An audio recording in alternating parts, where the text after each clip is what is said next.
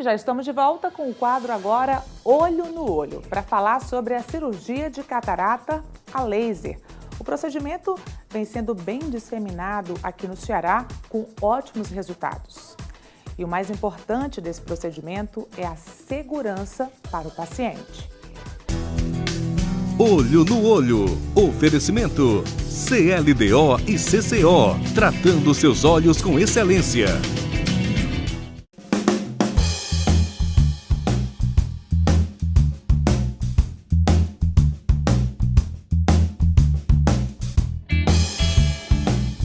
E recebendo hoje no quadro Olho no Olho, o Dr. André Jucá Machado, que já está aqui comigo para tirar as dúvidas da nossa população. Tudo bem, doutor André? Tudo bem, Natália. É um prazer estar aqui no seu programa. Doutor, a gente sempre falando das inovações da oftalmologia, né? E hoje vamos falar de uma grande inovação, que é a cirurgia de catarata a laser. Você já tem um número aí razoável, né, de cirurgias realizadas. Tá, essa questão, esses números, os resultados da cirurgia de catarata a laser. Então, de fato, Natália, a gente iniciou a cirurgia de catarata a laser no ano passado e de lá para cá a gente tem sentido assim que realmente é uma técnica que veio para ficar, que veio para substituir a técnica convencional, que é chamada de facoemulsificação do cristalino.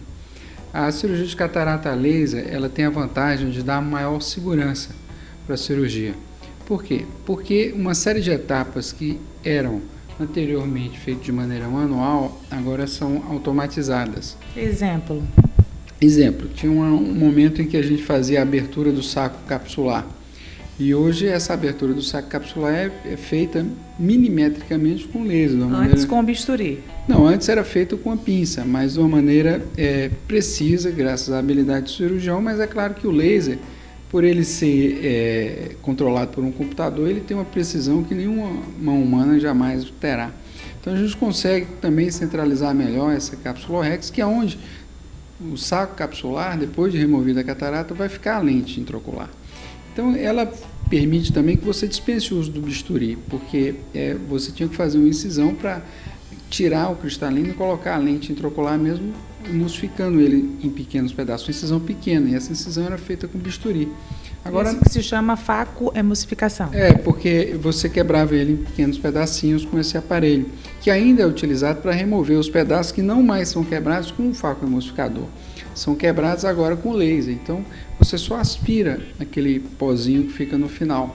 E isso também tornou a cirurgia mais segura. Então, você tem um melhor controle de uma série de etapas da cirurgia que foram automatizadas. Então, a cirurgia está mais segura.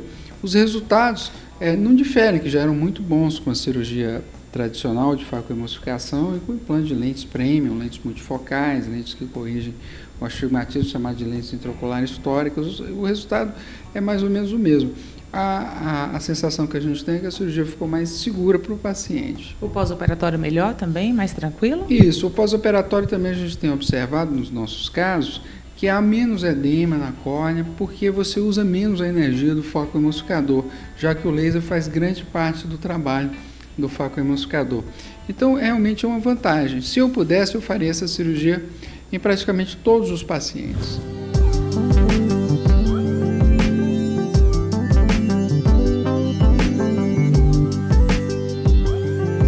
Todo mundo pode fazer com laser ou tem algumas indicações precisas?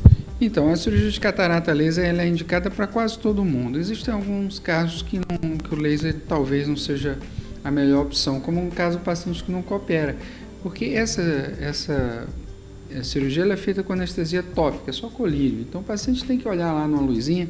Então, o paciente excepcional, ou às vezes no caso particular de uma criança com catarata, talvez a cirurgia com laser, embora ainda possível, seja mais difícil, porque o paciente precisa seguir as instruções, que são instruções bem simples na verdade, mas precisa seguir as instruções do cirurgião. Mas já foi feito em criança alguma vez? Já existem relatos na literatura, nós nunca fizemos aqui em criança, porque, enfim, ainda é uma situação excepcional, né? Catarata em criança até. Mas já tem relatos na literatura médica de ter sido feito. É possível fazer, mas não é uma situação ideal e ainda não há um consenso sobre ela em crianças. Mas hoje é feita ainda mais com facoemulsificador ou com laser? Então, por questões de ordem puramente pecuniária, é feita ainda mais com faco emulsificador, porque os convênios eles ainda não estão cobrindo essa nova técnica de cirurgia de catarata laser. Então, somente por essa questão, foi por isso que eu falei, se eu pudesse, eu faria em todo mundo a laser, porque é a técnica mais recente, mais moderna, mais avançada da cirurgia de catarata é a cirurgia a laser. Mas como há essa questão pecuniária, muitos pacientes não têm condição de fazer e a gente faz. Sim, ainda, a maioria dos casos é com a cirurgia com faco emulsificador, mas a gente nota que aquela pessoa que faz a cirurgia a laser, ela já divulga que fez a cirurgia a laser para os familiares, para os amigos que têm catarata também, que estão pensando em operar, e o pessoal já começa a considerar essa uma possibilidade real, né? Tem aqui em Fortaleza, no Ceará, tem no Brasil inteiro hoje, e já começam a se preparar também economicamente para fazer a cirurgia a laser. Mas já há um projeto para que o SUS venha a cobrir essa cirurgia? Então, eu ainda não tenho assim, nenhuma informação sobre a possibilidade do SUS cobrir essa cirurgia de catarata laser. O SUS ele cobre a outra cirurgia, né, de facoemulsificação, que também, como eu disse, é uma cirurgia muito boa, mas a laser nem tem do SUS, nem tem dos convênios, de uma maneira geral, ainda informação sobre quando é que isso vai acontecer.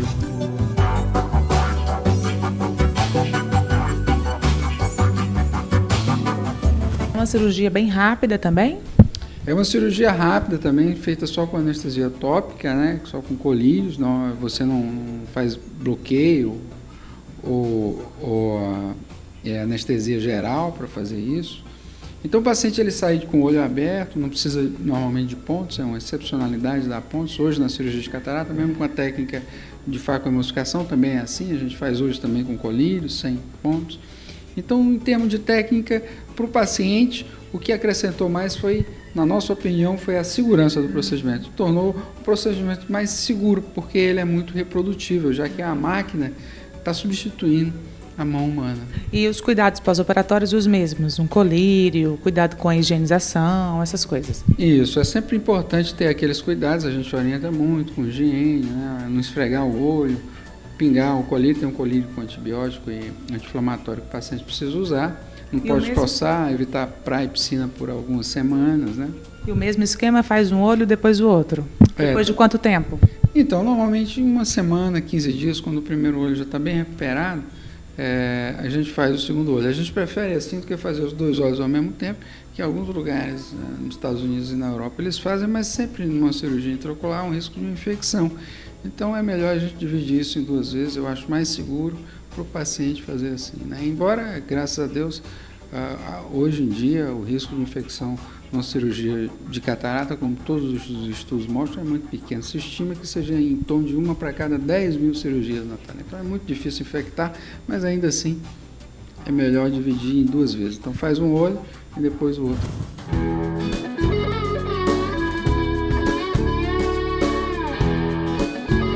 Doutor, e a gente sabe que a catarata é uma doença muito comum, até porque faz parte do envelhecimento do olho, né? Aquela opacificação do olho, mas todo caso precisa ser operado ou em determinada circunstância que há essa necessidade?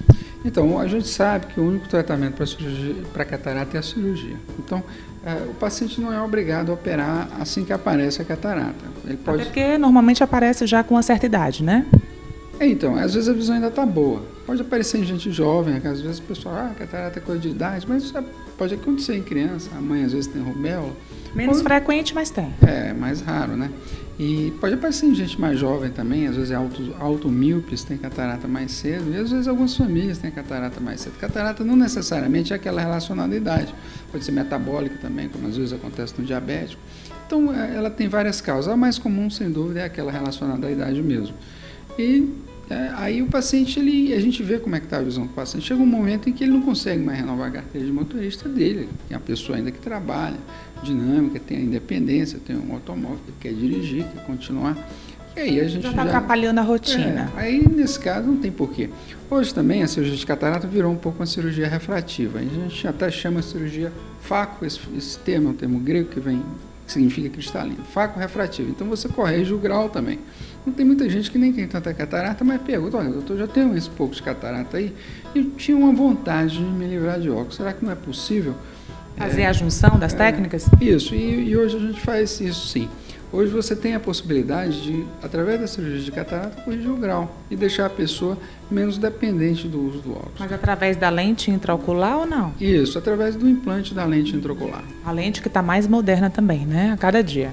Isso, aí as lentes intraoculares também tiveram uma evolução muito grande nos últimos anos e permitem hoje a gente corrigir a maior parte dos tipos de grau, né? Então é uma possibilidade extra, né, para quem tem a catarata, diminuir e ficar menos dependente do uso do óculos se a pessoa já era dependente antes. Então às vezes fica até melhor a visão da pessoa do que antes dela ter catarata, né? Muito bem, doutor André Jucá Machado, muito obrigada pela colaboração aqui no quadro Olho no Olho. Vou deixar aqui o nosso e-mail, se você tiver mais alguma pergunta para o doutor André Jucá ou quiser sugerir assuntos aqui para o quadro Olho no Olho, é só mandar um e-mail para a gente, checkup@tvdiario.tv.br, porque sempre eu estou por aqui para ficar por dentro dessas inovações da oftalmologia. Doutor, muito obrigada e até a próxima aqui no programa. Muito obrigado, é sempre um prazer estar aqui conversando sobre oftalmologia com vocês.